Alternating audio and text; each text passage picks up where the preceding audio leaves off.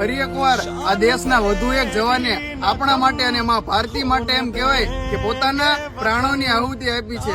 જી હા, મુલાળિયા વહાણભાઈ સૌજીભાઈ એમ કહેવાય કે સુરેન્દ્રનગર જિલ્લાના ધાંગધ્રા તાલુકાના નાના એવડા નરાળી ગામના વતની આ દેશની રક્ષા કાજે જમ્મુ કાશ્મીરમાં ફરજ બજાવે છે અને વાયરલ ઇન્ફેક્શન થવાના કારણે એમની તબિયત લથડે છે અને પરિણામે હોસ્પિટલમાં સારવાર દરમિયાન તેઓ આ દેશ માટે થઈ અને શહીદ થાય છે। મારા ને તમારા વતી આ જવાન એ દેશ માટે થઈ એમ કહેવાય કે પોતાનું ખોળિયું ખાલી કરે છે।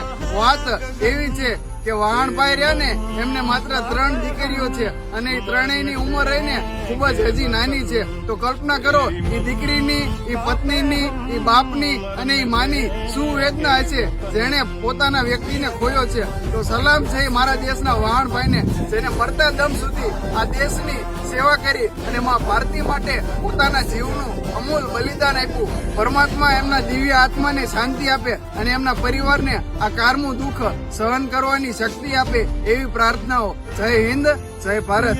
देश है अलबेलों का, मत वाले यहाँ रहते हैं, मिट जाए तिरंगे।